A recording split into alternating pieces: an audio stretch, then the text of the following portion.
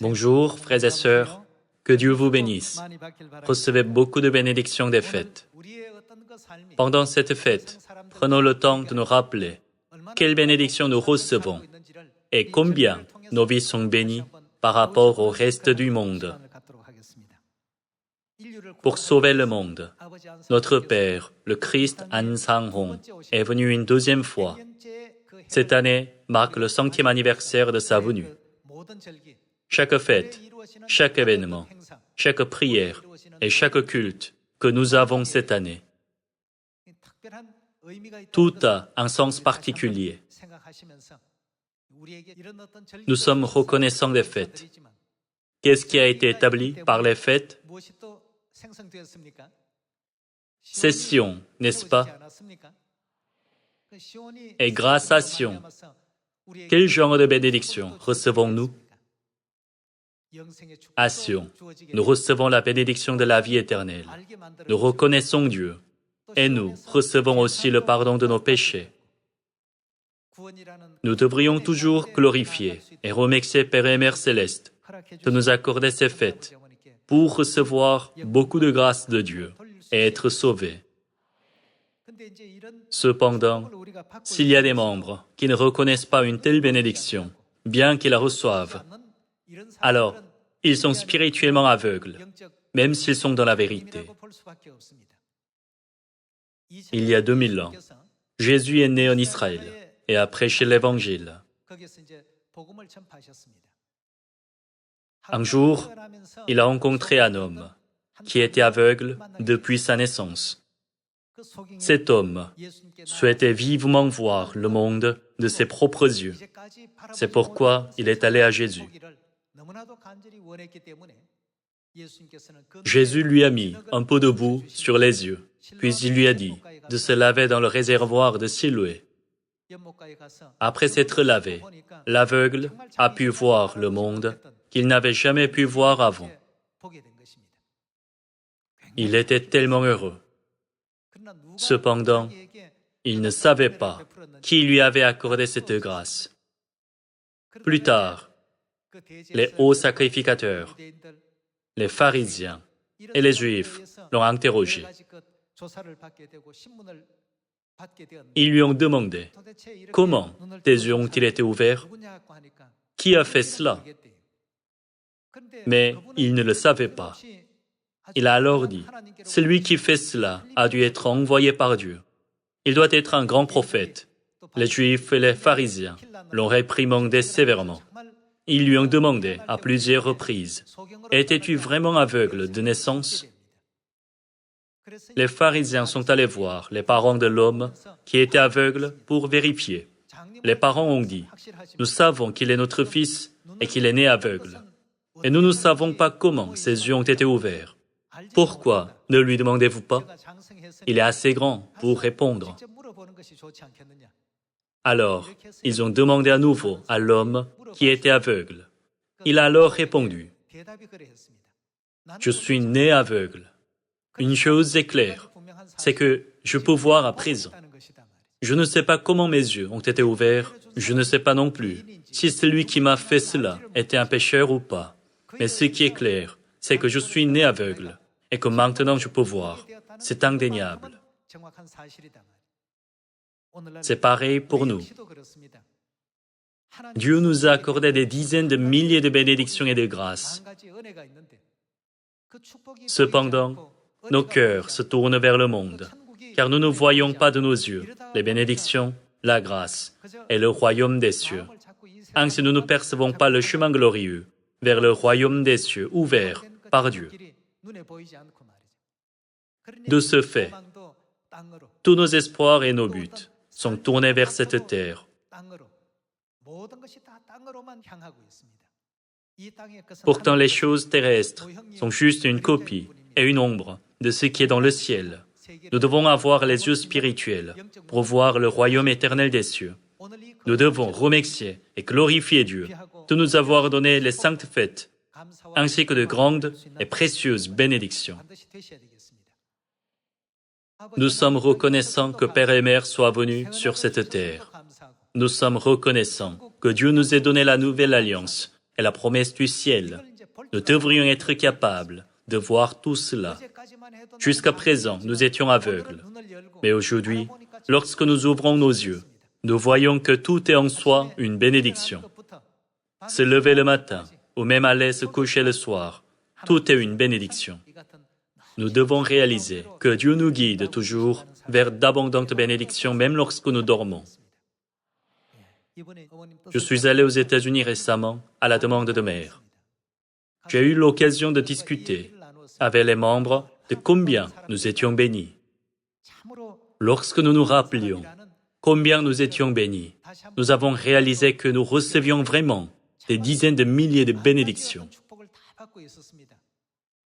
À part nous, y a-t-il des gens qui sont assurés d'aller au ciel? Y a-t-il des gens qui ont la garantie d'entrer au ciel? Personne sur terre n'a une promesse plus sûre que la nôtre d'entrer au ciel. Nos places sont réservées au ciel. Notre porte pour le ciel est ouverte. Pouvez-vous trouver quelque chose qui soit plus béni que cela? Lorsque Michael Jackson, qu'on appelait le roi de la pop, était vivant, les gens étaient excités lorsqu'ils avaient une place pour un de ses concerts. Ils étaient dans un état second à l'idée qu'ils allaient écouter ses chansons.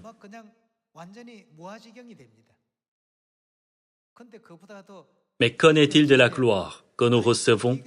Ce n'est pas seulement 100 ou 1000 fois mieux. Rien ne peut être comparé à notre gloire.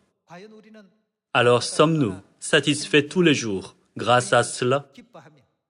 Sommes-nous joyeux de cette grâce? En sommes-nous fiers? La partageons-nous avec les autres?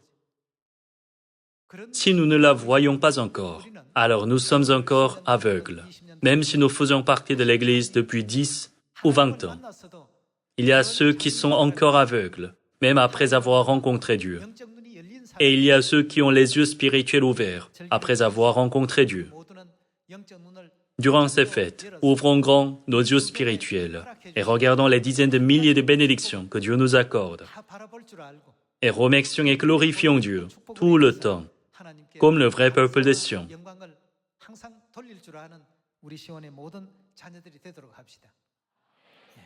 J'ai posé quelques questions aux frères et sœurs des États-Unis. Permettez-moi de vous poser les mêmes questions. Aujourd'hui, le sermon porte sur le sujet que nous sommes bénis. La question est, qui était le plus béni au temps d'Abraham? C'était Abraham. Et au temps de Noé? C'était Noé. Et au temps de Pierre? C'était Pierre. Je vous donne les réponses, bien que 99% d'entre vous les connaissent. 1% d'entre vous, ceux qui n'ont jamais entendu parler de Pierre ou de Noé, ne comprendraient pas. Nous parlons de ceux qui ont été bénis. Alors, qui était béni au temps de Moïse? C'était Moïse. Et à l'époque du Saint-Esprit où nous vivons, qui est béni? N'est-ce pas nous qui recevons la bénédiction de Dieu le Père et de Dieu la Mère dans la Nouvelle Alliance? Nous sommes à Sion. Nous sommes vraiment, vraiment bénis. Il y a quelques jours, les étudiants de l'Église se sont réunis et ont discuté entre eux. Ils n'avaient pas grand-chose à se dire, alors ils ont parlé de leur plat favori. Préfères-tu le kimchi ou les spaghettis? Certains ont dit le kimchi et d'autres les spaghettis. Préfères-tu le poisson ou le poulet? Certains préféraient le poisson et d'autres le poulet. Puis, peut-être, parce que ce n'était pas très gracieux de parler que de nourriture à Sion, ils ont changé de sujet. Ils ont dit, parlons de la Bible et de la vérité.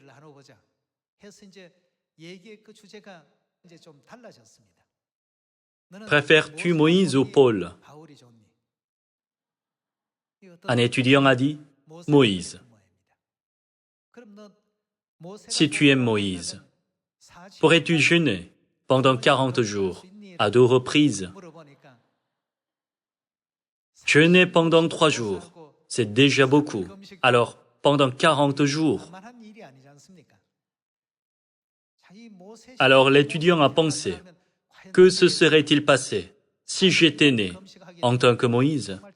Que se serait-il passé si j'avais jeûné pendant 40 jours? Que serait devenu mon corps? Ça a dû être extrêmement douloureux. Il ne pensait pas pouvoir devenir comme Moïse. Il ne pensait pas être capable de jeûner 40 jours à 2 reprises. Il a alors changé d'avis et a choisi Paul comme personnage préféré. On lui a alors demandé, « Peux-tu recevoir les 40 coups moins 1 à 5 reprises ?» Ce n'était pas facile non plus. En plus de cela, il avait faim, il était nu, il avait froid, et il allait sans avoir dormi. Puis il est mort en martyr à la fin. Ce n'était pas une vie facile du tout. L'étudiant a réalisé que Paul avait fait l'Évangile et qu'il avait gardé sa foi malgré des adversités extrêmes, et que Moïse avait lui aussi guidé les Israélites dans des conditions très difficiles. Il s'est alors remis en question. Y a-t-il quelqu'un qui nous dit de jeûner pendant 40 jours?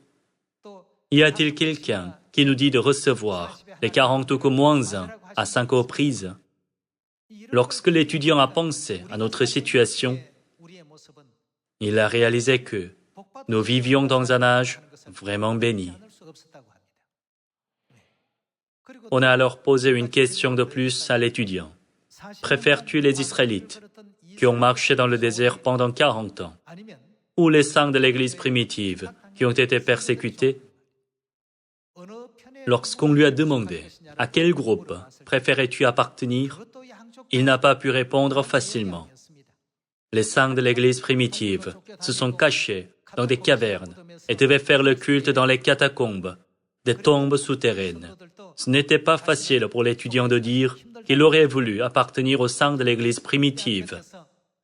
Et marcher dans le désert sous un soleil brûlant pendant 40 ans, ce n'était pas facile non plus. Pensez-y, y a-t-il quelqu'un qui nous demande de marcher dans le désert en cette époque? Y a-t-il des gens qui nous persécutent et qui nous menacent d'une telle sorte que nous ne puissions pas recevoir la vérité? Lorsque l'étudiant a réfléchi à cela, il n'a pu s'empêcher de penser, bien que je sois grandement béni, est-ce que je ne me plains pas, même pour de petits désagréments? Il a pu voir clairement que nous étions vraiment bénis en faisant un retour sur lui et cette époque. Il a pensé, nous sommes vraiment bénis, plus qu'Abraham, Noé ou même Moïse à leurs époques.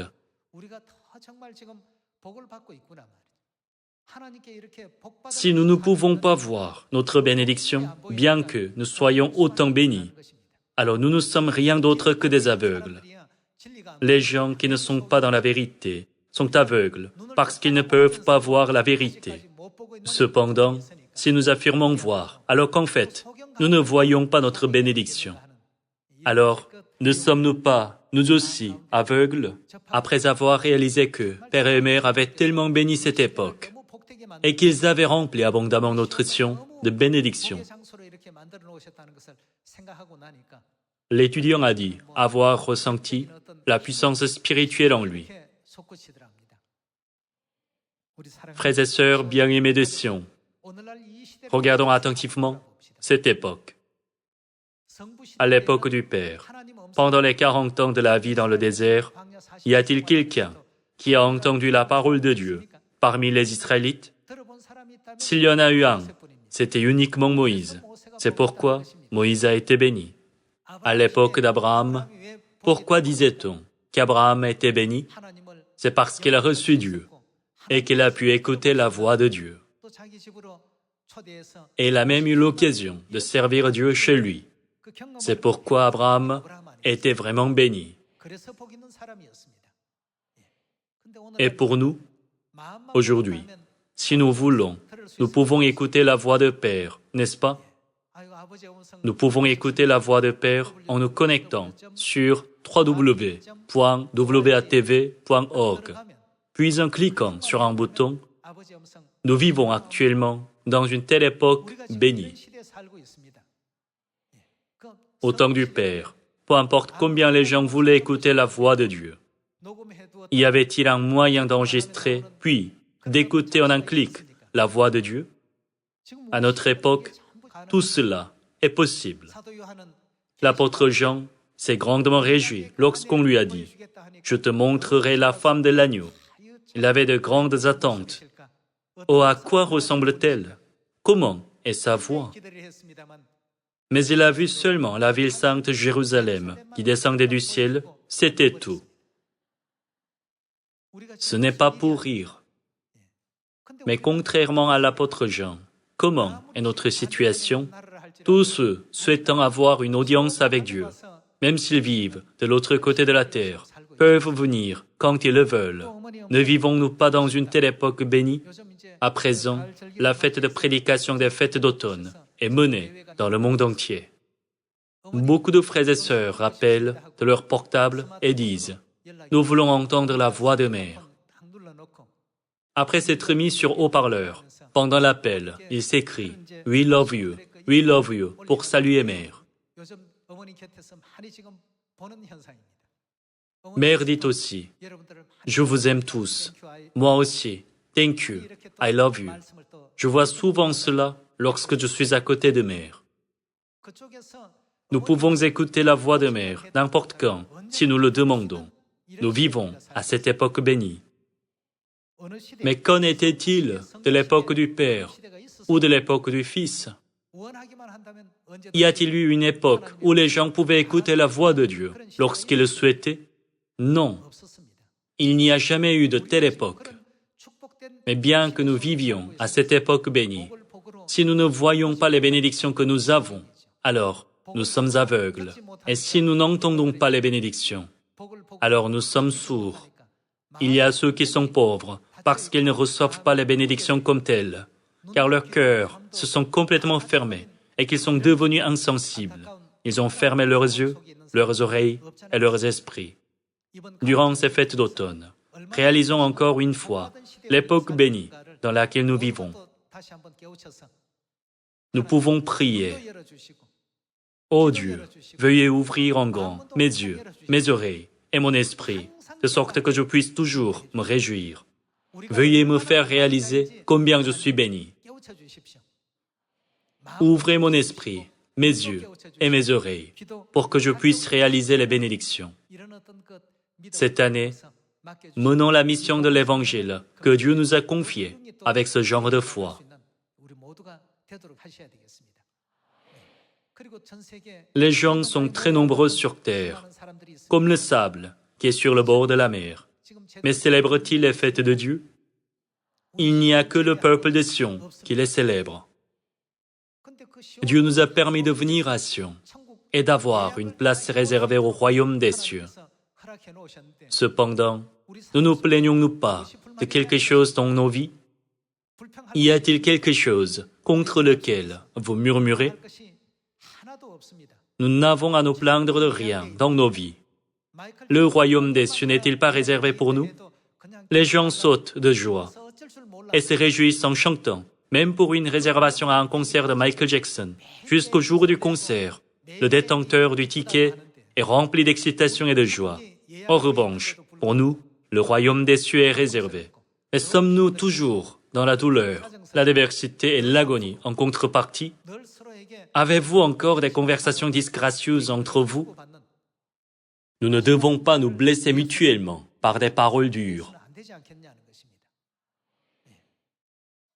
Dieu nous a éveillés en nous disant « Tout comme je vous ai aimé, vous devez aussi vous aimer mutuellement dans la vérité de la nouvelle alliance. » Pendant notre existence sur terre, nous devrions voir, entendre et sentir que nos vies sont vraiment bénies.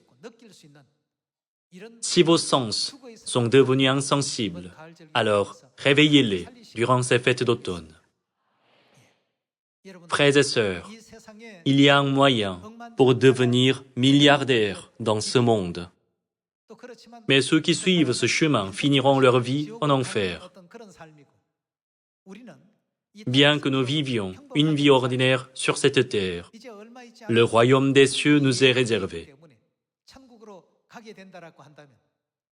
Entre ces deux vies, laquelle choisiriez-vous? Bien sûr, tous nos membres de science choisiront la vie guidant vers le ciel. Ceux qui ne croient pas en l'existence du royaume des cieux et qui choisissent le chemin pour être milliardaires souffriront dans l'agonie de l'enfer éternel après leur mort et toutes leurs possessions de ce monde disparaîtront. Ce n'est pas assez de penser. Nous sommes bénis, juste à cause de ce qu'ont dit les étudiants pendant leur conversation. Nous croyons en Dieu et nous avons reçu la vérité. Combien nous sommes bénis. Nous sommes également entrés à Sion. Combien nous sommes bénis. Et ce n'est pas tout. À Sion, nous avons rencontré notre Père et notre Mère, ainsi que nos frères et sœurs bien-aimés. Nous sommes venus dans un tel endroit béni. Cependant, si nous ne pouvons pas voir ou sentir les bénédictions, cela montre que nos yeux, nos oreilles et nos cœurs sont devenus insensibles. Durant les fêtes d'automne, ouvrons nos yeux, nos oreilles et nos cœurs, de manière à réaliser que nous sommes vraiment bénis. Même plus qu'Abraham, Noé et Paul, nous sommes tellement bénis. Nous pouvons parler en face à face avec la Mère Céleste, que l'apôtre Jean souhaitait vivement voir et entendre. Nous pouvons voir Mère en personne et écouter sa voix. Et nous pouvons aujourd'hui aussi recevoir les bénédictions grâce à ses prières. En revanche, si notre cœur est insensible, quand Mère prie pour notre bénédiction, nous penserons « Oh, elle prie pour nous ». Et lorsque nous la verrons, nous penserons « Oh, nous la voyons simplement ». Toutes ces pensées sont des pensées d'aveugles spirituels. Dieu nous a promis les bénédictions du Saint-Esprit pendant les fêtes d'automne. J'espère que vos yeux, vos oreilles et vos cœurs seront ouverts grâce à l'Esprit Saint de Dieu durant ces fêtes. Regardons Hébreux chapitre 9, verset 27.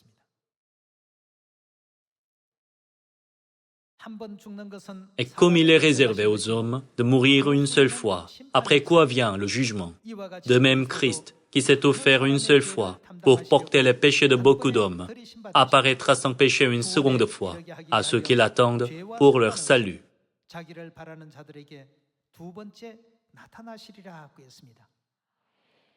Il y a 2000 ans, Dieu est venu sur cette terre et a ouvert le chemin du salut à l'humanité en établissant la vérité.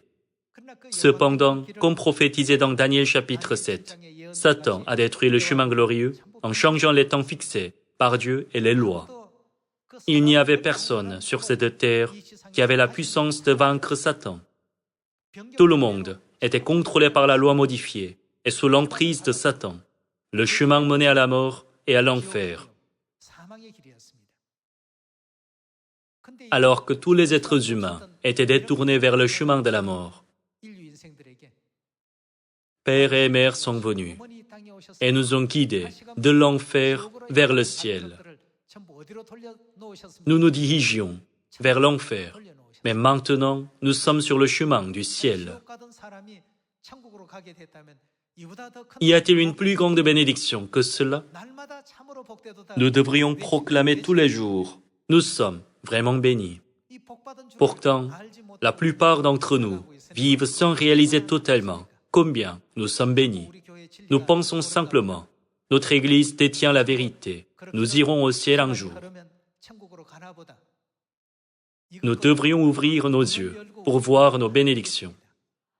La Bible ne dit-elle pas d'examiner les bénédictions que Dieu nous a accordées? Nous devrions compter toutes nos bénédictions. Nous sommes en train d'aller au royaume des cieux. Mais pourrions-nous y aller par nous-mêmes? Certainement pas. Qu'a fait Dieu pour apporter le salut à ceux qui l'attendent? Il est venu sur la terre une seconde fois et il a restauré les fêtes de la Nouvelle Alliance. Toutes les lois de la Nouvelle Alliance qui étaient détruites. Laissez-moi vous raconter une histoire. Vous l'avez peut-être déjà entendue. Lorsque je suis allé aux États-Unis, j'ai partagé cette histoire avec nos membres de Sion. Un homme voyageait dans un pays où il a été dérobé de tout son argent.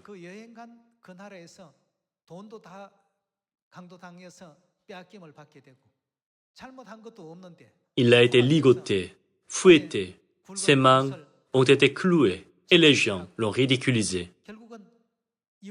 Il a alors réussi de justesse à s'enfuir et à retourner dans son pays natal. Après que le temps est passé, quelqu'un lui a demandé de retourner à nouveau dans ce pays, en lui disant qu'il lui donnerait des centaines de milliards de dollars. Pourrait-il avoir envie de retourner dans ce pays, même s'il recevait une telle somme d'argent? Mais qu'en est-il de notre Dieu? Il est venu à nouveau dans un tel endroit horrible. La Bible dit qu'il viendrait une seconde fois, n'est-ce pas? A-t-il été traité correctement à sa première venue? Il a été méprisé, calomnié et entravé tous les jours.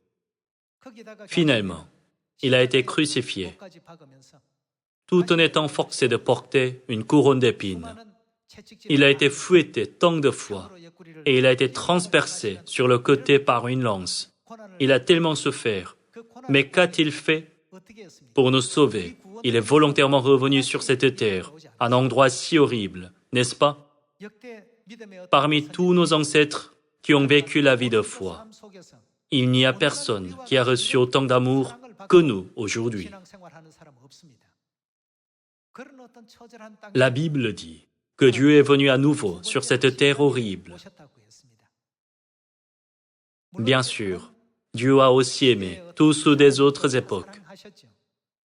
Cependant, je pense que personne n'a jamais reçu de Dieu un plus grand amour que celui que nous recevons à notre époque du Saint-Esprit. Nous vivons à la dernière époque où nous recevons le plus d'amour. C'est pourquoi, durant les fêtes d'automne, nous devons ouvrir en grand nos yeux spirituels et éveiller nos âmes endormies. Et nous devrions toujours dire, nous sommes vraiment bénis, nous sommes tellement joyeux. À moins que nous prenions l'habitude de penser à combien nous sommes bénis, nous murmurerons et nous nous plaindrons de petites choses. Et il y aura des disputes et des problèmes parmi les frères et sœurs de Sion. Mère nous dit toujours d'être unis les uns aux autres par l'amour. Être unis les uns aux autres signifie vivre en harmonie entre nous par l'amour, n'est-ce pas? Cependant, certains pensent qu'ils iront au ciel, même s'ils n'obéissent pas complètement à la parole de Dieu. Le sabbat, la Pâque et les fêtes sont les commandements. S'aimer les uns les autres et être unis les uns aux autres sont aussi les commandements de Dieu. Jean 13, 34 dit clairement que c'est un commandement, n'est-ce pas? Je vous donne un commandement nouveau. Aimez-vous les uns les autres. Le verset juste après dit que nous devons nous aimer les uns les autres. Cela signifie que nous devons nous aimer les uns les autres à 100%, pas 70% ou 60%. C'est un commandement. Pour faire ainsi, nos yeux spirituels doivent être ouverts, ainsi que nos oreilles spirituelles et nos cœurs. Si nous ne réalisons pas la vie bénie que nous vivons, nous ne pourrons pas comprendre la parole de Dieu, même si nous gardons les fêtes des dizaines ou des centaines de fois. Cette année marque le 100e anniversaire de la venue de Père sur cette terre. Pour nous sauver, Dieu est venu à nouveau sur cette terre, où il ne voulait jamais retourner, et personne ne l'a accueilli. Faisant face à la persécution et à l'adversité, il a travaillé tellement dur pour nous guider au salut, en nous enseignant les fêtes et la nouvelle alliance. Par la mission d'Élie, Père nous a fait connaître Mère Céleste. Et par la vérité des enfants de la promesse, il nous a montré que seuls les enfants de Mère peuvent recevoir la promesse du ciel. Dieu a-t-il jamais donné cette immense promesse à d'autres dans une autre époque? Frères et sœurs, durant ces fêtes d'automne, gardons à l'esprit que nous sommes vraiment bénis. En chantant le nouveau cantique, que nous sommes bénis, j'ai pensé, pourquoi Dieu a-t-il fait écrire et composer ce nouveau cantique à cette époque? Chantant ce cantique, j'ai réfléchi à plein de choses. Nous sommes vraiment bénis, mais nous ne le savons pas. Si nous faisons face à la moindre situation difficile, telle qu'un petit problème du quotidien, nous nous plaignons et nous murmurons. Nous avons vécu comme des aveugles, en ne voyant pas les immenses bénédictions. C'est pourquoi, en ce 100e anniversaire, pourquoi ne pas jeter toutes nos mauvaises pensées et nos mauvaises manières pour naître de nouveau? J'espère que nous grandirons encore plus durant les fêtes d'automne de ce 100e anniversaire. Regardons dans Michée, chapitre 4, verset 1. Il arrivera, dans la suite des temps, que la montagne de la maison de l'Éternel sera fondée sur le sommet des montagnes, qu'elle s'élèvera par-dessus les collines et que les peuples y afflueront. Des nations s'y rendront en foule et diront, « Venez et montons à la montagne de l'Éternel, à la maison du Dieu de Jacob, afin qu'il nous enseigne ses voies. » Dieu est venu lui-même sur cette terre pour nous enseigner à cette époque. Qu'est-il venu nous enseigner? Il est venu nous enseigner toutes les vérités du salut, la vérité par laquelle nous pouvons recevoir la promesse du ciel. Père et Mère Céleste nous ont donné toutes les vérités de la nouvelle alliance et de notre Mère, ainsi que la grâce du pardon des péchés. Veuillez ne pas considérer une telle grâce comme étant simplement le témoignage des prophéties écrites par les prophètes, mais veuillez affronter cette époque où les prophéties s'accomplissent. À quelle époque Dieu est-il venu en personne pour nous enseigner? À quelle époque Dieu a-t-il rétabli Sion qui était détruite?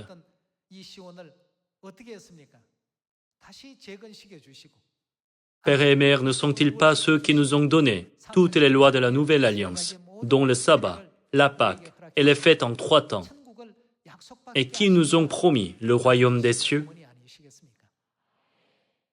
Père et Mère se sacrifient et ils font des efforts pour nous constamment. Mais que se passera-t-il si nous sommes insensibles à leurs sacrifices et à leurs efforts? Je pense que si quelqu'un ne marche pas sur le chemin vers le royaume des cieux, mais sur le chemin qui rend Père et Mère tristes, c'est que ses yeux spirituels ne sont pas encore ouverts.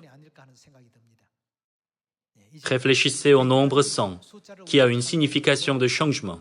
L'eau qui est à l'état liquide se transforme lorsqu'elle atteint une température de 100 degrés Celsius. Le nombre 100 a le pouvoir de faire un tel changement. S'il n'y a pas de changement en nous après avoir vécu la vie de foi pendant 10 ans, 20 ans ou même 30 ans, c'est parce que nous n'ouvrons pas nos yeux spirituels et que nous ne sommes pas désireux des bénédictions. Ouvrons nos yeux à présent. Cette année est le 100e anniversaire. Nous sommes vraiment bénis. Sœur, tu es tellement bénie. Frère, tu es tellement béni. Nous sommes tellement bénis parce que nous sommes les enfants de la promesse grâce à Mère. Nous ne devons jamais abandonner cette bénédiction. Prions pour que nous devenions tous un et que nous nous accordions tous ensemble pour que l'Évangile soit prêché encore plus rapidement en Samarie et jusqu'aux extrémités de la terre cette année, et pour que l'immense puissance du Saint-Esprit soit accordée à tous les membres de Sion qui travaillent dur pour l'Évangile sur toute la terre. J'espère que chacun de nous pourra recevoir les bénédictions du Saint-Esprit, de Père et de Mère, plus abondamment que jamais. Je souhaite conclure le sermon en espérant que nous offrirons à Dieu la gratitude sincère de nos cœurs comme de saints sacrifices. Merci beaucoup.